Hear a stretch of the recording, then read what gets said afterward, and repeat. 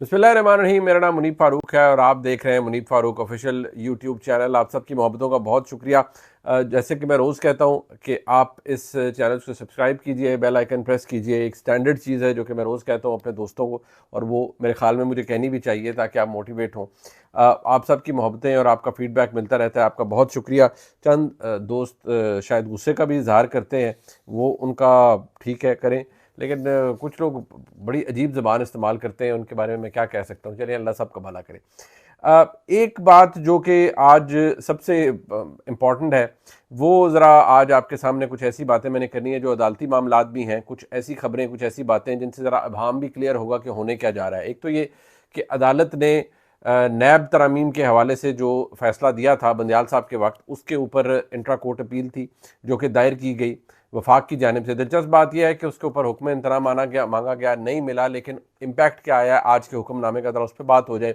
इमरान खान साहब के खाने के हवाले से, वैसे तो एक ऐसा इंटरेस्टिंग सब्जेक्ट है कि माशाल्लाह अल्लाह के फजल में है, एक्सरसाइज मशीन पहुंच चुकी है, खाना भी खा रहे हैं, पंजाबी में जैसे कहते हैं कुकड़ भी पाड़ रहे हैं, और वो देसी कुकड़ होता है जो इमरान खान साहब को दिया जाता है। उन्होंने पैसे भी जमा कराए हैं, अच्छी बात है, बिल्कुल खाना चाहिए उन्हें। लेकिन अब ये कहा जा रहा है जी, उनके वकील साहब आफ्ताब बाजवा साहब वो वकला के साथ उन्हें मिले और बाहर आकर उन्होंने एक बयान जड़ दिया बाजवा साहब ने कि जी वो इमरान खान साहब को स्लो पॉइजनिंग दी जा रही है और उसका असर भी शायद उन पर होना शुरू हो गया है। वो अलहदा बात है कि फौरी तौर पर यू टर्न आ गया। उन्होंने कहा नहीं, वो मुझे समझने में गलती लगी थी। इमरान खान साहब ने कहा ऐसा हो सकता है कि मुझे स्लो पॉइजनिंग हो। अब क्योंकि जब ये पहले खबर आई तो मैं फौरी तौर पर, मेरे जहन में एक बहसीत साफ़ी कि यार ये जो इमरान खान साहब ने कहा है, इसका मतलब है उनके पास कोई एविडेंस होगा इस बात का। तो ज़रा उसके ऊपर मैंने अपनी तफ्तीश करने की कोशिश की, तो जो मैं कर पाया और जो मैं जान पाया, ज़रा वो भी आपसे शेयर करूँगा। और साथ ही साथ ये कि पाकिस्तान मुस्लिम लीग नून के सरबराह इमरान मियां नवाज शरीफ साहब ने आज जाती उम्रा के अंदर एक बड़ी ज़बरदस्त बैठक की। बड़ी बैठक हुई। इमरान मियां नवाज शरीफ साहब ने बार बार कहा कि जी हम बाकी सियासी जमातों से भी बात करेंगे और अपनी जो इलेक्टोरल उनका जो हिकमत अमली है, यानी इलेक्शन की हिकमत अमली, इंतखाबी हिकमत अमली, उसको भी बनाया। उन्होंने सर्विस कराने की बात की। अब जो सर्विस होंगे और नताइज उनमें क्या आएंगे वो बड़ा दिलचस्प है, उसके ऊपर एक दिलचस्प तज्जिया बनता है। साथ ही साथ जो मियां नवाज शरीफ साहब को हिफाजती ज़मानत पहले दी गई और बाद में उनको जो ज़मानत दी गई है, अब उनके जो तफसीली फ़ैसला इस्लामाबाद हाई कोर्ट का वो आ चुका है। उसको पढ़ने के बाद 16 से 18 सफ़ात के ऊपर मुहित है वो फ़ैसला। बड़ी इबाम भी क्लियर होते हैं कि बेशक इसके अंदर हुआ क्या है। इनफैक्ट इबाम भी क्लियर होते हैं और जो तासुर था नैब के हवाले से, उसके ऊपर मोहर भी साबित हो जाती है और अदालत ने वो तहरीर भी कर दी है कि अगर किसी को शक शुबा है तो ये भी हम आपके सामने रख देते हैं। इसके अलावा जो नैब तरामीम है उनके हवाले से मैं आपको बता चुका हूँ। जो फैसल वाडा साहब ने कल हामिद मीर साहब के प्रोग्राम में कहा कैपिटल टॉक में, वो बड़ा दिलचस्प है। वो ये है जी कि तमाम बाकी सारी जमातें बैठेंगी अपोजिशन के अंदर, पीपल्स पार्टी भी उनमें शामिल होगी वफाक के अंदर, और पाकिस्तान मुस्लिम लीग नून, इस्तेकाम पाकिस्तान पार्टी IPP जो नई जमात है वो, और चंद आज़ाद उम्मीदवार, ये मिलकर नई हुकूमत बनाएंगे। अब ये नई हुकूमत पंजाब के अंदर भी क्या यही उसकी कॉम्पोजिशन होगी या वफाक के अंदर होगी? मुस्लिम लीग नून ने क्या सोचा हुआ है पंजाब के हवाले से, ज़रा ये भी मैं आज आपको बड़ा क्लियर कर दूं कि इसमें कोई ढकी छुपी बात नहीं, और इसके अंदर जो मुक्तदर हल्के हैं उनको भी इस बात का एहसास है कि क्या होने जा रहा है।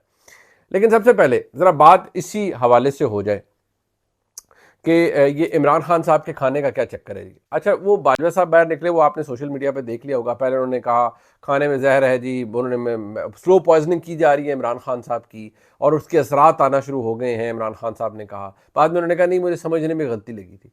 अब जब मैंने बात की, और मेरे जाहिर बात है मैं खुद डॉक्टर नहीं हूँ, लेकिन एकदम मेरे दिमाग में आया कि यार ये पता कैसे चला है इमरान खान को कि मुझ पर को असरात आने लग पड़े हैं। उनके तो मेडिकल चेकअप्स हो रहे हैं और वो तो अंडर सर्वेलेंस है। तो मैंने फिर जो ज़राए होते हैं किसी भी सहाफ़ी के, मैंने उनसे बात करने की कोशिश की। जब मेरा रब्ता हुआ और मैंने पूछा जी कि ये लास्ट इमरान खान साहब के जो मेडिकल टेस्ट हैं वो कब हुए हैं, क्योंकि ये जेल अथॉरिटीज़ की ज़िम्मेदारी है, वो इस वक्त ज़िम्मेदारी है जेल अथॉरिटीज़ की। इमरान खान की सेहत के साथ अगर कुछ होता है ऊपर नीचे तो जेल अथॉरिटीज़ इसकी ज़िम्मेदार होंगी। इवन खाने के अंदर अगर कोई गलत चीज़ है तो वो भी होगी। मैंने बार बार कहा जायका ऊपर नीचे हो सकता है, खाने के अंदर कोई गंद नहीं डाला जा सकता, कोई गंदी चीज़ नहीं उन्हें दी जा सकती, कोई उसका स्टैंडर्ड जो है वो कोई नहीं गिराया जा सकता, क्योंकि वो इतनी सब कुछ सर्वेलेंस के अंदर हो रहा है। तो उन्होंने पहले तो वो जिन साहब से मेरी बात की थी वो हंसना शुरू हो गया। उन्होंने कहा जी बात ये है कि इमरान खान साहब के लिए यहाँ पर तकरीबन हर वक्त डॉक्टर, ड्यूटी डॉक्टर तो होते ही हैं, मेल नर्सेज मौजूद हैं। इमरान खान साहब को अगर ज़रा सा सर भी दुखता है तो वो पैराडॉल की गोली ले लेते हैं या मांगते हैं, या कोई उन्हें पता लग जाता है। उनकी तकरीबन रोज़ उनकी जब वो चहलकदमी करते हैं तो उनसे पूछा जाता है या कोई बात उधर करता है, हाँ जी क्या हाल है, तबीयत ठीक है, कोई आपको पेन तो नहीं है, कोई कुछ तो नहीं है, यानी पूरा एक वो जो जिसे कहते हैं ना एक फैसिलिटेशन पैकेज दिया जाता है उन्हें। जो जेल के अंदर किसी भी इमरान खान साहब एक हाई प्रोफाइल कैदी हैं, इसमें तो कोई ढकी छुपी बात नहीं। तो उनसे ये सब पूछा जाता है तो उन्होंने कहा जी ये इमरान खान साहब ने आज की तारीख तक अपने, उस वक्त ये डिनाइल नहीं आया था बाजवा साहब का, आफ्ताब बाजवा साहब का, जो अभी थोड़ी देर पहले आया कि जी नहीं वो मुझसे गलती होगी, उन्होंने कहा जी कि आज तक इमरान खान साहब ने अभी तक हम किसी भी बंदे को, जो अहम लोग हैं उनमें से किसी को भी नहीं कहा कि भाई मुझे तो, मेरे ऊपर तो ये इफेक्ट आ रहा है। स्लो पॉइजनिंग के इफेक्ट होते क्या? मैंने एक डॉक्टर साहब को कॉल किया, मैंने उनसे पूछा जी स्लो पॉइजनिंग के इफेक्ट क्या होते हैं? उन्होंने कहा यार कोई एक सिंपल इम्पैक्ट नहीं होता। स्लो पॉइजनिंग कैन मेमोरी के इश्यूज शुरू हो जाते हैं, कंसंट्रेशन इंसान लूज करना शुरू कर देता है, बॉडी में शिवरिंग भी हो सकती है, एब्रप्ट वेट लॉस भी हो सकता है, लॉस ऑफ एपेटीट यानी खाने की आपको भूख खत्म हो जाती है, और बहुत सी चीज़ें मुतअद्दिद, कहते हैं कोई एक सिंगल आप नहीं कह सकते कि जी अगर किसी को स्लो पॉइजनिंग दी जाए तो उससे ये होगा। तो स्लो पॉइजनिंग की भी मिसालें हो सकती हैं कि किसी को अगर स्लो पॉइजनिंग किया जाता है या दुनिया में किया गया तो उसका इम्पैक्ट हर शख्स के ऊपर किस तरह आया है वो डिपेंड करता है। किसी का क़ुव्वत मुदाफ़ियत तेज़ है, किसी का बिल्कुल वीक है। इमरान खान साहब 71 साल के, तकरीबन 71-72 साल उनकी उम्र है, तो ये बातें की जाती है। लेकिन उन्होंने कहा जी इमरान खान साहब आज तक तो बिल्कुल ठीक, फर्स्ट क्लास, साइकिल भी चला रहे हैं, अपनी वर्जिश भी कर रहे हैं, और वो वर्जिश करते हैं, वो हमेशा से करते हैं, तो ऐसा कुछ नहीं हुआ। अभी फिर शाम को बाजवा साहब ने कहा कि नहीं जी मुझे सुनने में गलती हुई। तो देखिए कोई टेस्ट ऐसा नहीं जिसमें इमरान खान साहब को कोई तकलीफ हो कि नहीं उन्हें खुदा न खास्ता को अस्पताल, ना उनका वेट लॉस हुआ है एब्रप्ट किस्म का जी कि उनका कोई वेट लॉस हो जाए। ये ज़रूर बात है कि इंसान वो, उनकी वो फ्रेशनेस तो नहीं रहेगी कोई किसी भी शख्स की जो अपने घर में उनको मिलती है, अपने फैमिली के साथ, अपनी अहलिया के साथ, अपने घर के एक बेहतरीन एनवायरनमेंट में। वो जेल के अंदर है तो वो ये तो कोई नहीं कह सकता कि नहीं जी जैसे घर में थे वैसे जेल में, ऐसा तो नहीं हो सकता। सो ये बात क्लियर होगी कि कोई भी नहीं। और वो कहते नहीं ये इतना बड़ा मुद्दा है कि इमरान खान का पेट भी ख़राब हो गया ना अगर जेल के अंदर, तो वो भी हमारे सर पे है कि इमरान खान का खाने की वजह से पेट ख़राब हुआ है या गंदगी की वजह से पेट ख़राब हुआ है या इनको कोई प्रॉब्लम हुआ है, तो वो भी हमारे सर डलेगा। लिहाजा ऐसा कुछ भी नहीं है ना इमरान खान से को। वो कहते नहीं हर पेशी पे तो ये इनके वकील सहूलतें ले लेते हैं, कभी दीवारें तोड़वा देते हैं, कभी क्या कर देते हैं, कभी बच्चों से बात कराने की इजाज़त ले आते हैं, कभी साइकिलें आ जाती हैं एक्सरसाइज मशीन की। तो कहते नहीं हर चीज़ तो अदालत ने दे रही है, तो हम पागल हैं कि हम इमरान खान को जहर कोई कैसे देगा? वो कहते नहीं इमरान खान की रोटी ये नहीं है कि किसी सुनसान सी जगह पे कोई हांडी में कुछ डाल के ले आया और इमरान खान को दे दी। वो कहते नहीं पूरा एक प्रोसेस है जिसके तहत इमरान खान को खाना दिया जाता है। तो ऐसा कुछ नहीं है जिसकी तरफ इशारा किया जा रहा है। तो मेरे ख्याल में ये बेसलेस बात है। अब उसके ऊपर क्योंकि रिबटल भी आ गया, लेकिन ये प्रोपेगेंडा कैसे बनता है, उसके ऊपर कोर कमेटी का इजलास कैसे तलब होता है। मैं आपको बाय द वे बताऊं, इमरान खान साहब अपने ऊपर मारे जाने के हवाले से कभी उन्होंने कहा मुझे पेशी पे रॉकेट लॉन्चर मारेंगे, कभी क्या करेंगे।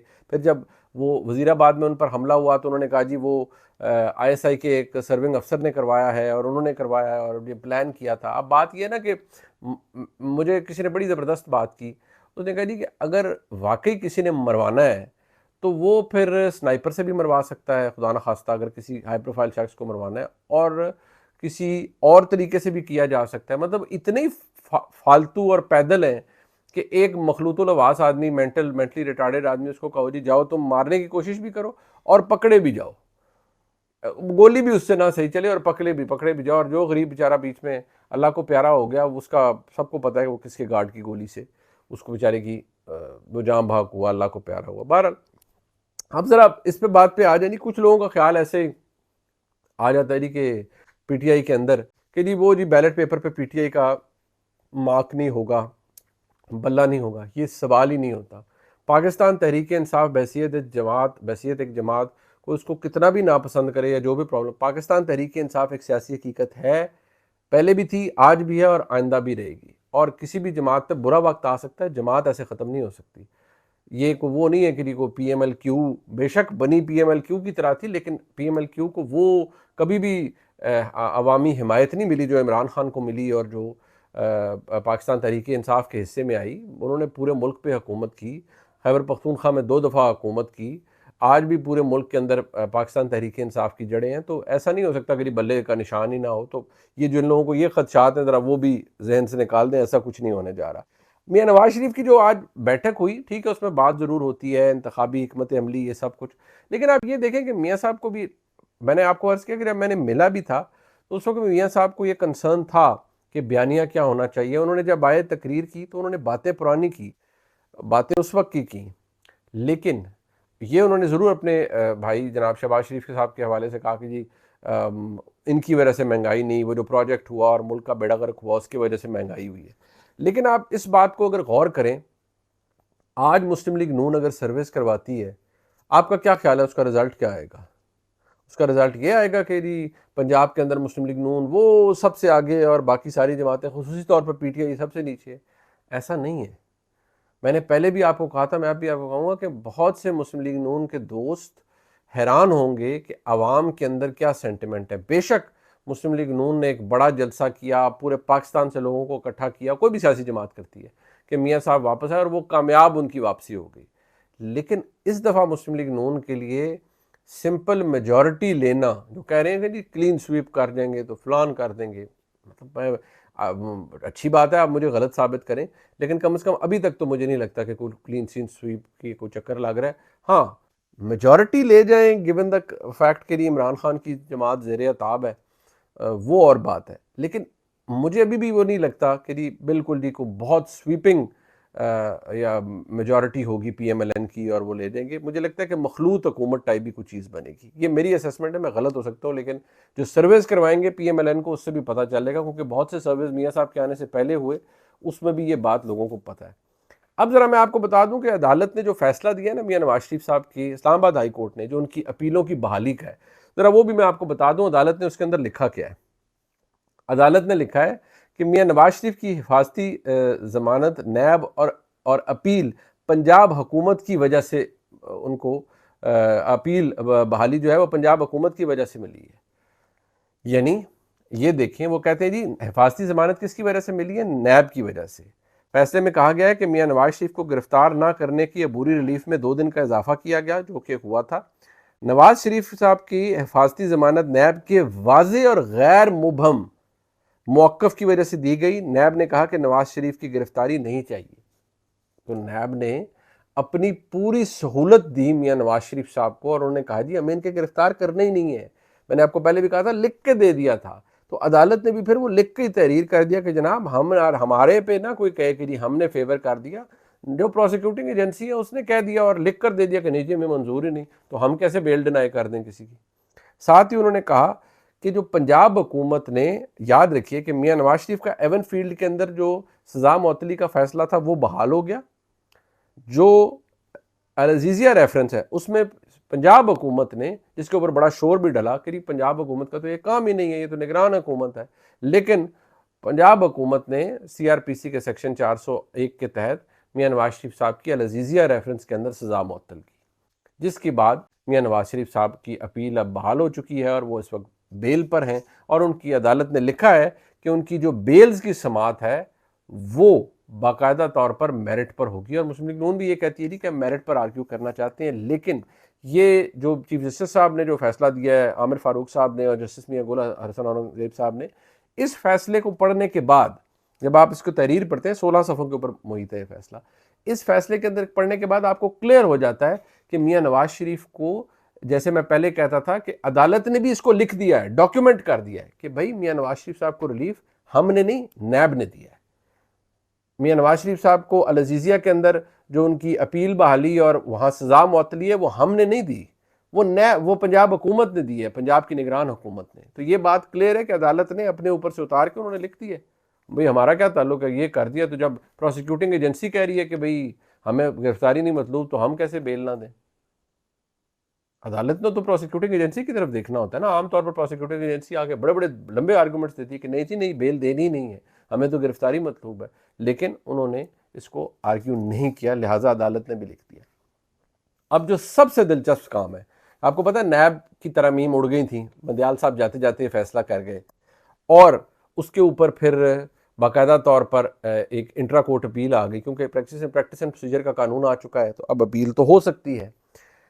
अब दिलचस्प बात यह है कि जब ये अपील आ गई और इसके ऊपर बाकायदा तौर पर इसकी समाअत शुरू हुई, तो आज अपील की समाअत होते ही बड़ा दिलचस्प मनाज़िर ये थे कि सुप्रीम कोर्ट के अंदर जो वफाक है उसने कहा जी हमें इल्तवा की हमारी दरख्वास्त है। क्यों जी? वो इसलिए जी कि हमारे वकील जो है मखदूम अली खान साहब वो यहाँ पर नहीं है।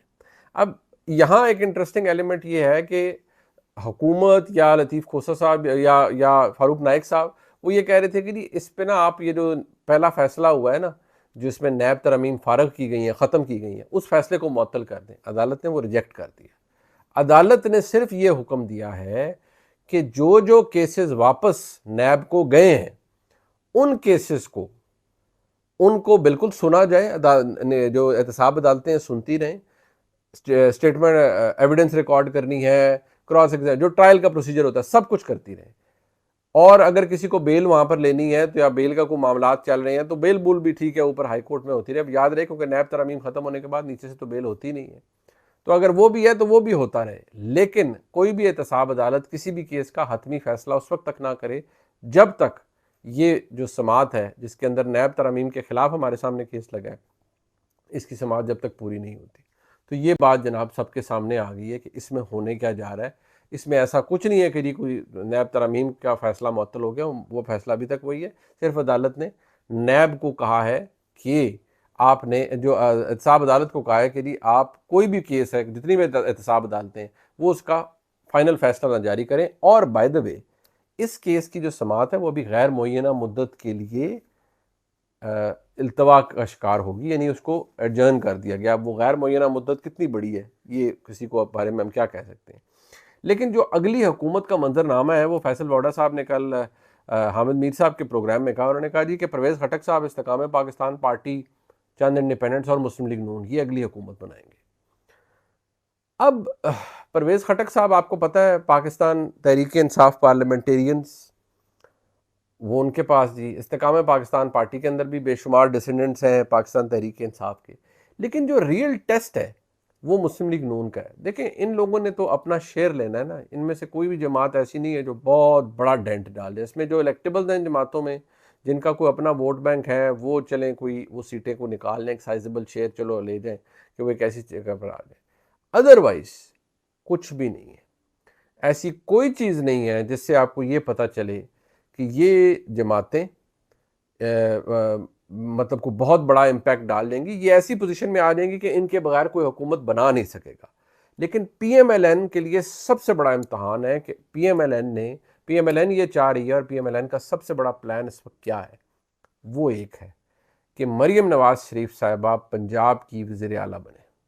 मियाँ नवाज शरीफ साहब वज़ीर आज़म बनेंगे, वो कितना अरसा वज़ीर आज़म ख़ुद को रखना चाहते हैं, या क्योंकि पाकिस्तान पीएमएलएन ने ये रखा है कि जहाँ से मियाँ साहब को निकाला था वहीं मियाँ साहब जाएंगे, यानी कि ये वो शो ऑफ स्ट्रेंथ उनका वहाँ से होगा। पंजाब के अंदर पीएमएलएन की जो उम्मीदवार हैं वो मरियम नवाज शरीफ साहिबा होंगी एज चीफ मिनिस्टर। उनके साथ कौन चलेगा, उनको सपोर्ट कौन करेगा, ये आपको पता है। पहले भी जो एक ग्रुप अब्दुल अलीम खान साहब के साथ था, वो उसने हमजा शहबाज शरीफ साहब को भी सपोर्ट किया था। अब भी पंजाब के अंदर ये जमातें कोalition में आ सकती हैं आपस में, क्योंकि इन जमातों का फ़िलासफ़ी एक है, और जाहिर बात है सब जमातों को आशीर्वाद हासिल है इस वक्त इस्टेब्लिशमेंट की। तो ये तमाम जमातें इकट्ठी होकर पंजाब के अंदर भी हुकूमत बना सकती हैं। लेकिन ये इतना बड़ा फ़ैसला होगा कि मरियम नवाज शरीफ साहिबा वज़ीर आला पंजाब हों, और जो लोग ये तासुर दे रहे थे कि जी मरियम नवाज शरीफ को ऊपर जी कोई लकीर लगी हुई है, कांटा लगा हुआ है जी, वो इक़्तिदार में नहीं आ सकती। पीएमएलएन के अंदर बड़ी सीरियस थॉट्स हैं, और ये कंसिडर्ड ओपिनियन है कि अगर पंजाब के अंदर एक मजबूत फिगर को सामने लाना है तो वो मरियम नवाज शरीफ है। मैं हैरान हूँगा अगर फैसला इसके बरक्स हुआ। हाँ, वो बरक्स कब होगा कि पीएमएलएन को ऐसी पोजीशन में पीएमएलएन हो कि उतनी मेजॉरिटी ना हो कि और दो जमातों को मिल के अपना कोई हुकूमत बनानी पड़े, और दूसरी जमात आईपीपी है या इंडिपेंडेंट्स हैं, वो उनको कौन अपने साथ लाता है, उनको पीएमएलएन अपने पास खींचेगी या आईपीपी अपने पास खींचेगी, या पीटीआई की पता नहीं क्या सूरत हाल निकलती है। लेकिन अगर पीएमएलएन के पास उतनी मेजॉरिटी ना हुई तो फिर ये मैच इसलिए पड़ेगा कि आईपीपी या कोई और जमात अगर वो पंजाब में एक शेयर ले जाती है तो वो कहेंगे जी नहीं, आप पहले भी वज़ीर आला, हमने तो सपोर्ट किया था हमजा शहबाज शरीफ साहब को, तो अब वज़ीर आला हमारे होंगे जी। अब्दुल अलीम खान हो सकते हैं, वो वज़ीर आला पंजाब हो सकते हैं, वो कहें जी हमारे होंगे। लेकिन PMLN का फ़िलहाल प्लान ये है, और इसके बहुत ज़्यादा चांसेस हैं कि मरीम नवाज़ शरीफ साहिबा वज़ीर आला पंजाब, अगर PMLN यहाँ मेजॉरिटी ले जाती है तो फिर PMLN इस पोजीशन में होगी कि वो कहेगी कि ठीक है, हमारा ही कैंडिडेट होगा चीफ मिनिस्टरशिप के लिए, और वो मोस्ट लाइकली मरीम नवाज़ शरीफ होंगी, और कोई इस वक्त है ही नहीं जिसको कंसिडर किया जा रहा है, या क्योंकि मरीम नवाज़ शरीफ फुली तौर पर अहल भी हैं, उन पर कोई इस वक्त प्रॉब्लम नहीं है, वो केस कूस उनका चल रहा है, लेकिन कन्विक्शन उनकी किसी में नहीं है, और वो किसी भी कोई उनके ऊपर बार नहीं है। ये आज की सूरत हाल एज वी स्पीक इस वक्त ये है PMLN की। ये जनाब आज का व्लॉग था, इसे लाइक सब्सक्राइब शेयर कीजिएगा। आपकी मोहब्बतों का शुक्रिया। खुदा हाफिज़।